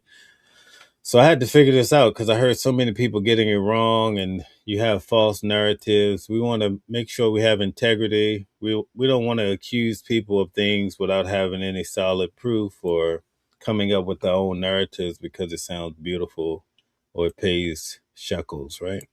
So here we go. According to record, okay, this is the street the boat left from, okay?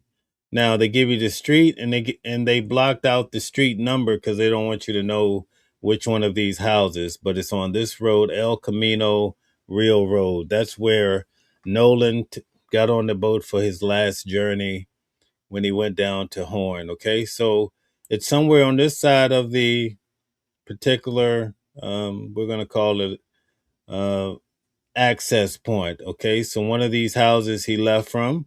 Okay, he got on the boat and he came down through here. Okay, came down through here. He took his ride. Okay, came out through the bayou. Okay, came around this way. Okay, came under this bridge, I would imagine, and came through here. And then he came all the way down to Horn Island. He left at 9:56 a.m. That's when he left that dock. He arrived on Horn Island at 11:14 that morning. This is the 4th of July. According to the diagram that they drew, he pretty much arrived somewhere in this vicinity. They said on the northwest side of the island. So this is pretty much where he was found.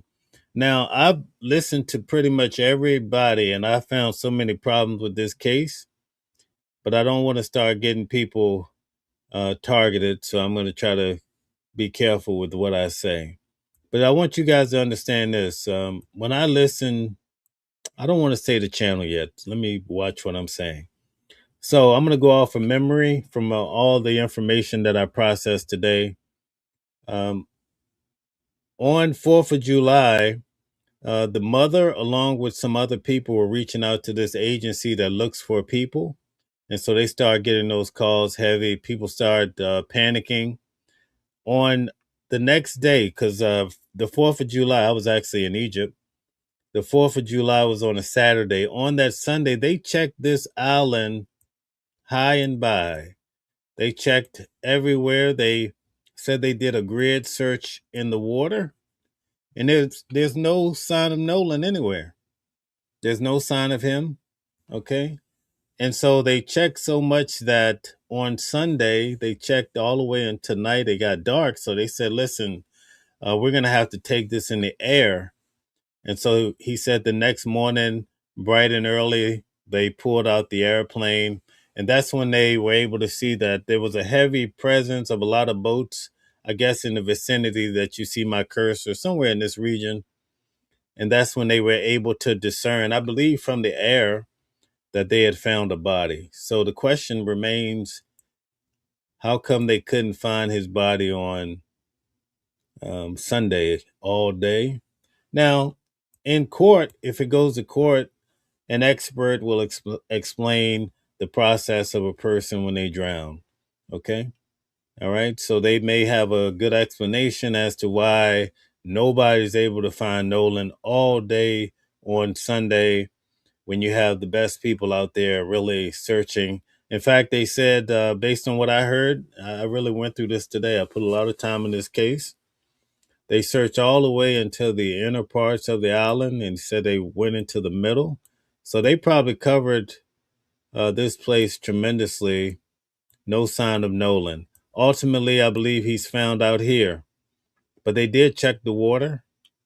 But he didn't really show up until Monday morning early is when I believe the mother was contacted, and then she started letting people know.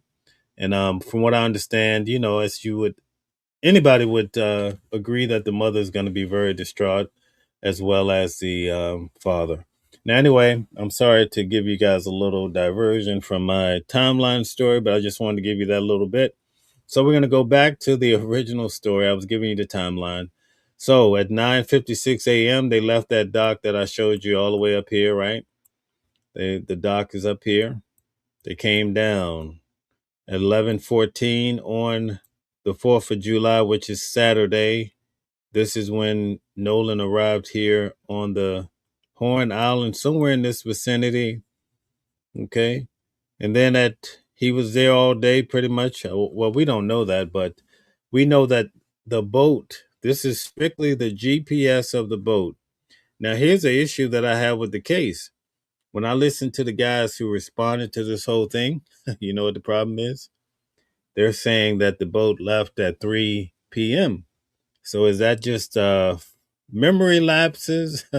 But there's a real problem because somebody was telling these searchers that this boat left on Saturday at 3 p.m. Remember, they're saying that that's the last time that they actually anyone saw Nolan. And then sometimes I've heard people say, now this is unconfirmed, but I heard them say that Nolan kind of rejected. Remember, they're saying the boys said that he went with a girl.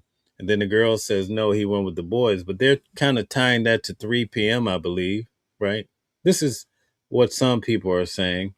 But when you go by the boat left at 4:31. Okay, and you also have the calls. I mean, you can hear the voices because they have the voice box. And the captain says, hey, is everybody here?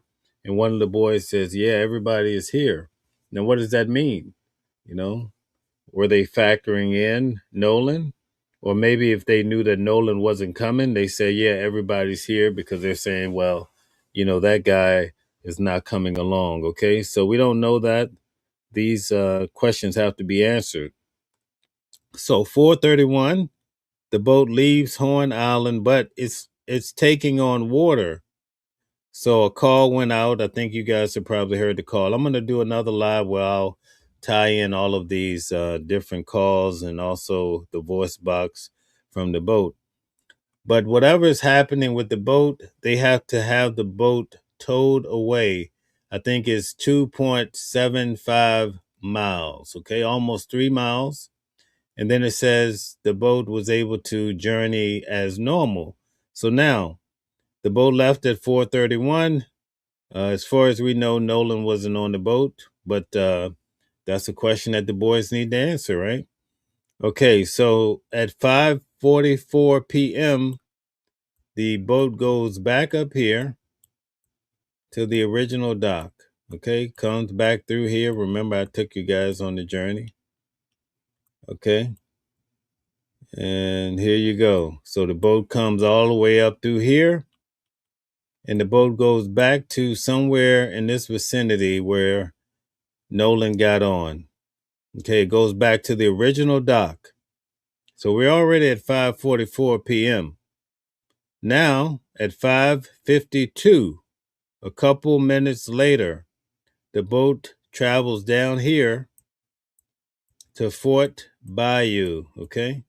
So it comes down here to Fort Bayou. We imagine maybe it came to this side, or it could have came around to this side. But the key point here is ultimately this is where the boat is going to come in maybe a couple of hours, where the owner is going to haul it on a truck and drive it away. So, again, just for the sake of time, at 5:52, that's when this boat comes here to the bayou. It's there from 5:52 to 6:06. You see that? So about 12 minutes, right? 14 minutes. So it's there, and then it goes back. It goes right back up here to the original dock. So now it goes back here. Okay. It arrives there basically at 6:06. Then at 7:19, that boat, the boat that Nolan never got on, it comes back down to the bayou. It comes back here. Okay. And then the owner puts it on a truck. I imagine it comes down this road, and then the boat is driven all the way out to here where the owner lives. See? So it was driven. Okay. So the boat got on here. I would imagine based on the city where the person lived, they probably got on this 90, drove over here. See? And the boat ended up being at their home. Okay, so we have someone. Paul is here wanting to talk to us. So let's see what this is about. Okay. Hi, Mel. How you doing? All right, not bad. How are you? Good, Mel. I really appreciate you doing this. I think you're one of the most level-headed gentlemen who's covering this case. I appreciate you presenting the facts. I think I'm a little bit more optimistic than some people. I think with the FBI joining, that we may have a fair and viable investigation. I know I'm probably the minority view on here. Everybody's, of course, we know that a lot of people hate the FBI, and it's Mississippi, so it must be run by all the Klan because it's Mississippi. Right. Uh, uh, maybe I'm a little optimistic, but I think we're going to have a better than most people think on this investigation when it's over. Okay, so that's Okay. my take on it. Hey, a fairly optimistic take on the investigation. Right. Are you shocked that the boat doesn't reveal that it's gone back to the Horn Island like many people are saying? Yeah,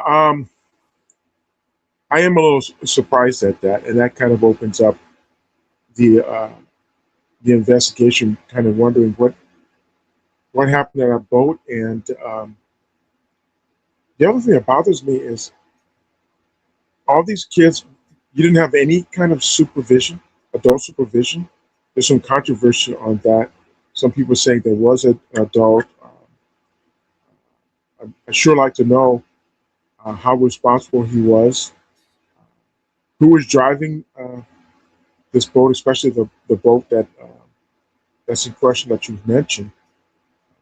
You know, that needs to be looked at a little bit more. Right, But right. I am a little bit happy. I think we are making some progress. Um, so let's wait. My view is let's wait and see, and hope for the best. All right. Thank you very much, Paul. Nice to put a face to the name, you know. You I bet, hope you Mel. I hope you come back up more. I like chatting with you. Thank you. Good talking All to you right. too. Thank you very much. I appreciate it. Yes, sir. Good deal. All right, guys. So that was amazing to have Paul come up and talk to us about this as well. That is terrific. Okay, very good.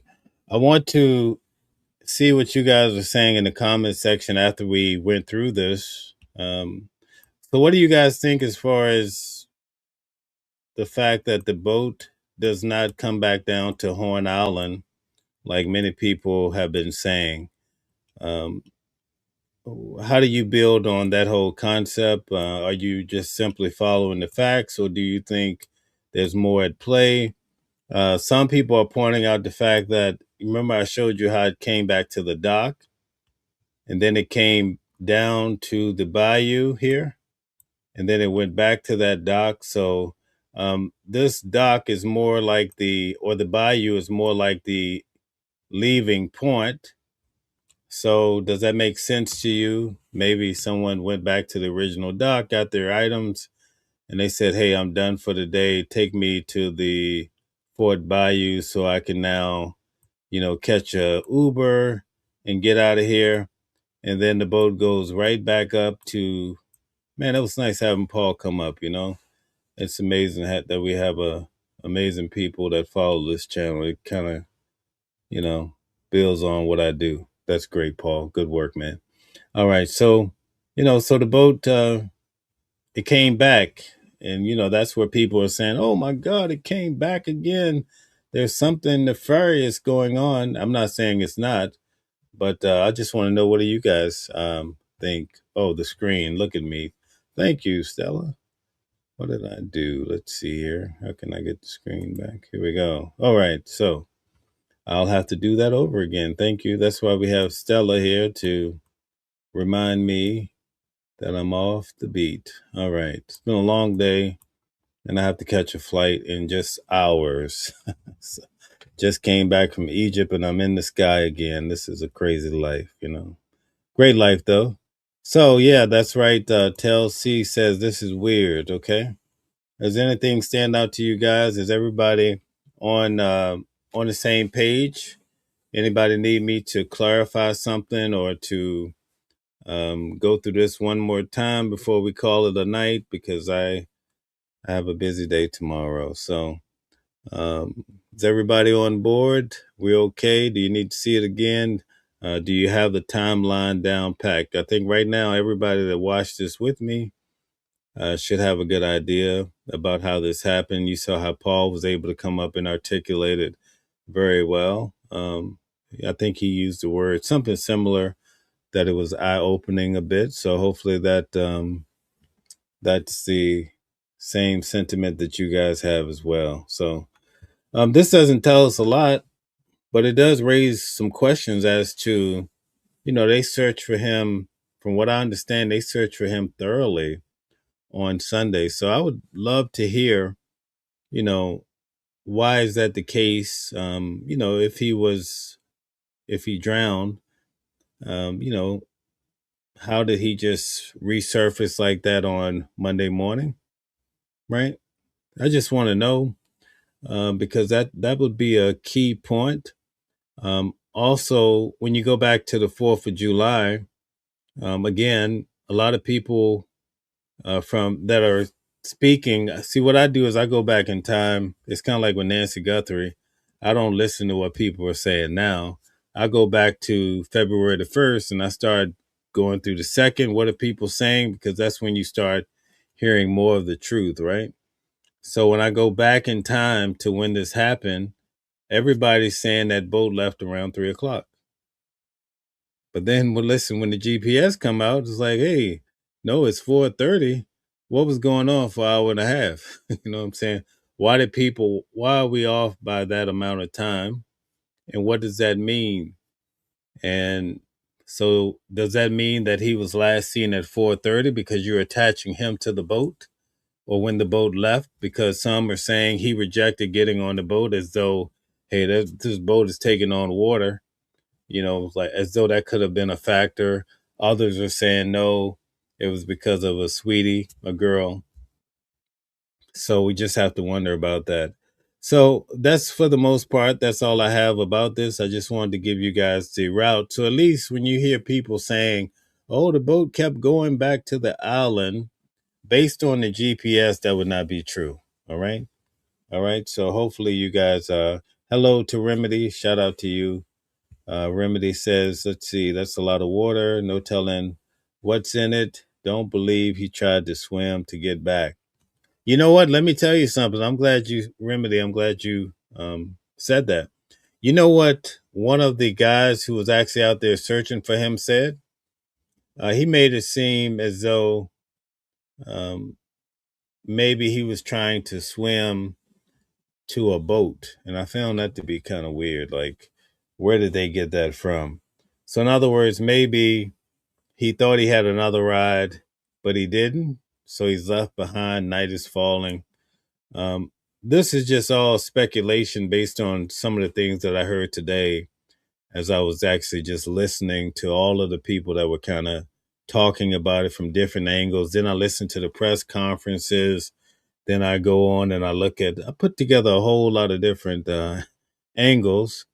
But it's kind of intriguing just to know like what's happening here, because there's just a lot of things that are not adding up, and we can't just jump to, well, I don't just jump to conclusions. Shout out to you, Phil. Thank you for the support. I really do appreciate it. Phil says, why go to the island for the 4th and then leave before nightfall or the whole weekend? That's a very good question, right? Why would you leave so early? Usually people come out at night because there's fireworks. You know what else is so interesting to me? Is that based on, I wish I could find this other video for you guys. Man, I have another 10 minutes. You guys want to see another video that I found to show you the island? I'm not prepared. Usually I'm prepared. I didn't even plan to do this, but I'll see if I can pull it up for you guys really quickly. Just bear with me for 1 second while I try to pull this up for you.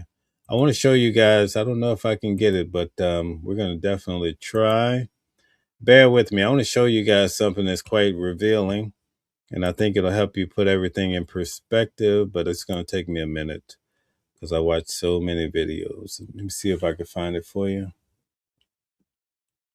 Everybody, just bear with me. I like to, oh my goodness. Let's see. This might be a journey here. I'm going to see if I can find this video for you. It'll help you to actually see the island and understand the makeup of the island. I think that's very important to understand. So just bear with me. Could be a process. We have to go back in time. Man, oh man. Let's see if I can find it for you. But there's just so much in regards to this case that, we're just trying to gather information, but actually seeing the layout and how the GPS work tomorrow, we'll go through the actual voice box, and also, I don't know if I'll be able to find this. Man, oh man, let's see. Come on.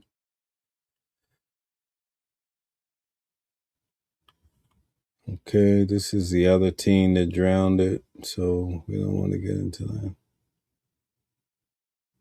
Here we go. Look at there, man. I'm on top of my game these days, Shout out to being on top of your game. All right, so let's see. How do I get this to show? Guys, give me 1 second here.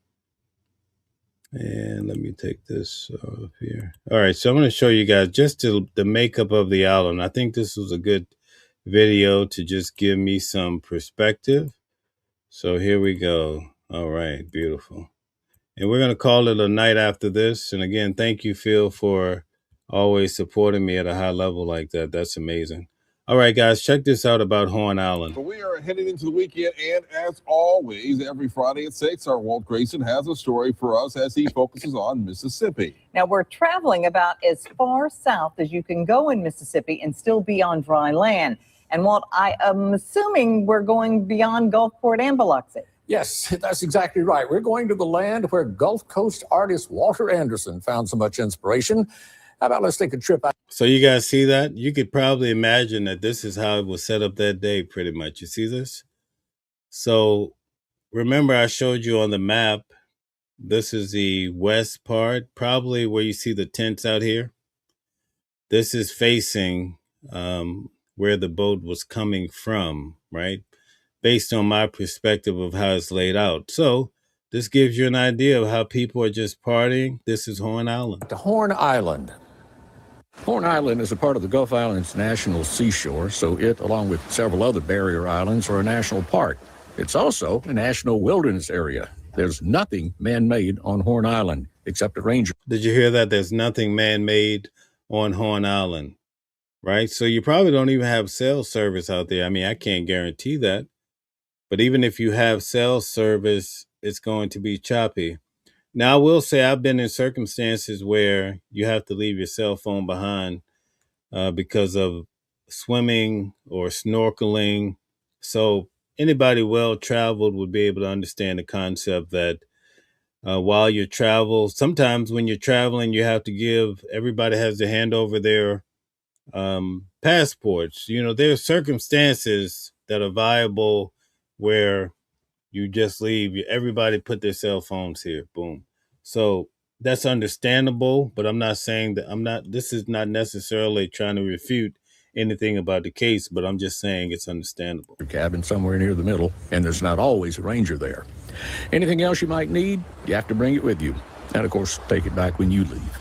So you can imagine for the 4th, there's probably people continuously coming all day. See, that's the thing that really bothers me about this case. At 4:30, even if your friends leave, there's probably people steady coming until the end of the day. Now, they mention a girl. You know, people are so absent-minded sometimes. And I'm not saying, I don't know what happened with the boys, okay? I can understand that. But why don't you even follow the thread about the girl? Well, was there someone else that the girl belonged to, so to speak? Or is there someone that, that did that go left? People don't really seem to go that far. They just say, there was a girl, but they don't see, well, who's this girl? And was she there with a guy, or did she have an admirer there? Or was she in a relation? So there's just so far to go with this, but people don't really always look at it from every angle. All right, so let's continue. Horn Island is several miles long, but less than a mile wide at its widest point. And to the north is the Mississippi Sound. So it's several miles long, but less than a mile wide. So when you have the Cajun Navy, when they're talking about searching, they tell you they search to the middle. I mean, they do a thorough search, and these guys, I think they're pretty good at searching the water. And they said they did a grid search for Nolan. The water and the beaches there look about like they do on the Gulf Coast.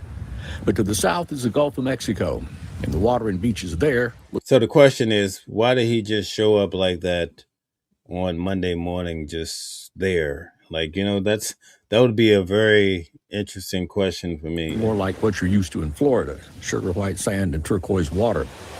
Well, it's like that on a sunny day. Now, when a storm is brewing, the sea turns leaden gray, the waves are angry, and it's a powerful place just to stand and watch. So you see that? Look at the water. This is what I wanted to show you guys. Look at the magnitude of the water. And if you're trying to swim in these type of currents, check this out. There's a symmetry to a lot of nature on. Did you guys see that? I just want to show you again. Look at how aggressive the water can be there. Check this out. See this here? Stand and watch. There's a symmetry to a lot of nature on Horn Island, so I can see where Walter Anderson gets the idea for the repeated rhythms and patterns that we see in so much of his work. You can discern that it's very windy for this moment whenever they filmed this a couple of years back, but, it gives you an idea, right? And the pine trees on Horn really do look like the ones Anderson renders in his watercolors. I thought they were caricatures until I saw the real pines, but that's what they look like. Sort of like spindly pines of Rome. You can just hear the wind just beating, right? Check it out. In Italy. Artists still come out to Horn Island for inspiration. So here, check this out. People actually stay there, I would imagine, overnight. You see all these tents? So was there tents there when Nolan went missing? Are there people staying there overnight? Look like that could be a strong possibility, right? So something's a little weird here. Alone sometimes, as members of groups a lot, they may stay overnight or a week or more. Did you hear that? They stay overnight for a week or more. So you probably have people that, they're on this island constantly, right? Check it out. The day breaks silently with a whisper on the breeze and uncertainty in the air. It may be gray or it may be sunny, but each kind of weather brings out its own personality and traits on the island. At nighttime, you make of it what you want. A luau. You see this at nighttime? What's going on? How many people? 4th of July, you mean to tell me people not turning up on the 4th of July and they're on the island staying overnight? Something don't add up here. Ritual dance around the fire, an unveiling of the day's artistic work. Even firing pottery at night takes on a special flavor on Horn Island. Now, I'll admit, I'm not that much of an outdoorsman. My idea of roughing it's when the air conditioner in the hotel room keeps... Look, they have food set up, right? So this is not just like you're just going fishing for the day and it's just some little abandoned island. You would imagine for the 4th of July, it's probably a lot of activity. So even if people left at 4:30, it seemed like there would be a lot of people still floating around or people coming and going to the island, right? Waking me up when it cycles on and off. But if I were an artist, especially one who specialized in capturing nature and realized. Now, for the statement where people are saying, well, maybe he was out there by himself, he tried to swim to a boat. Well, that gives you an idea here. I'm not saying this was the case that day, but you could see, like when I went to Antigua, you see so many ships just camped out in the water. You could get the idea that, hey, if I could just get over here to this boat, I could get somebody's attention. I don't know why people are saying that. I'm just explaining some of the things I observed today. It in my work, I'd be on Horn Island tonight.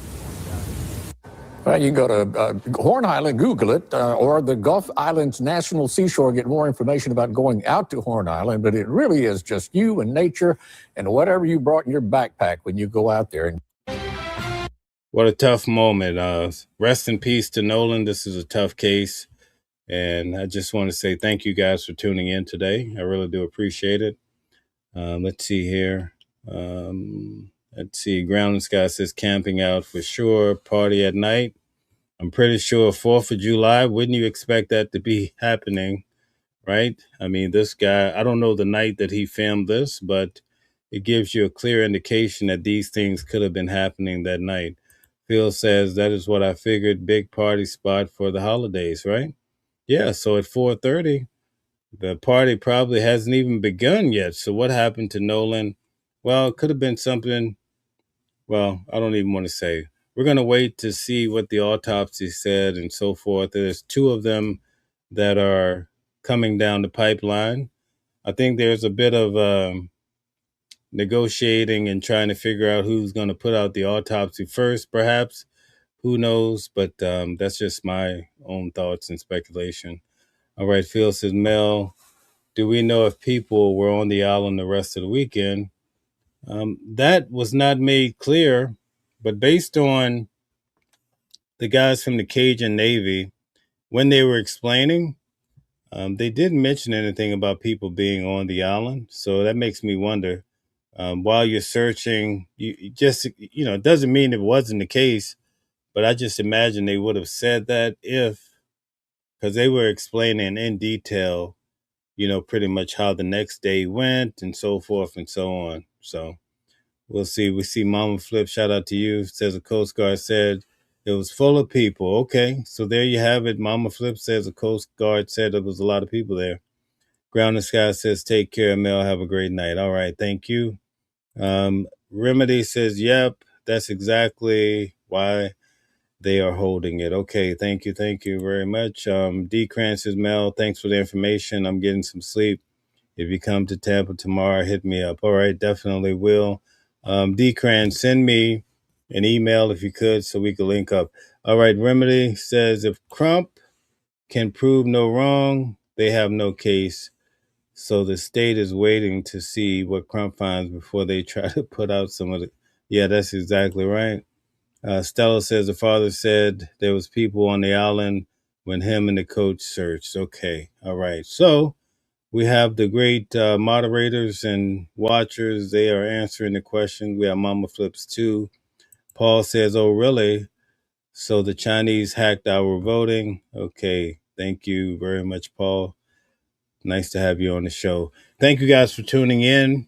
I think this information just helps you get an idea of a little bit more in regards to what could have happened with Nolan, but we keep a wait and see attitude while we try to discern what the autopsy is going to say and also other information as it comes out. The funeral for Nolan is going to be on Monday. All right, I might attend that funeral. I will let you guys know. But we have so much in store, a lot of things, a lot of moving parts. I look forward to being back with you guys tomorrow. It's always great to be here with the watchers, and you guys participate so well. And I'm so amazed by the brilliant people that we have that we can share ideas and try our best to get along, even though we don't all have the same viewpoints. Thank you so much. Emperor says, the rage of those waters breaks my heart to know that he was discarded like that. All right. Thank you, Empress. That's a sad thought. And our hearts go out to Nolan and also to his family. And I hope you guys have an amazing night. Get plenty of rest. Shout out to you, Mustang. Good to see you here tonight, too. But be well. And it'll be good to wake up in the morning and have some positive thoughts and do some positive things, right? All right. Have a good night. Shout out to you. Thank you, Phil, for that as well. And I'll talk to you guys tomorrow. Thank Different voices, but the same song. Building a world where we all belong. Kindness leading the way, breaking the chains. In the symphony of love, the theme remains. Embracing diversity, brighter days in sight. Watching the world sharing love and light. Hearts beating as one in our peaceful flight. Colors of harmony, painting the night. United we stand in love's pure might.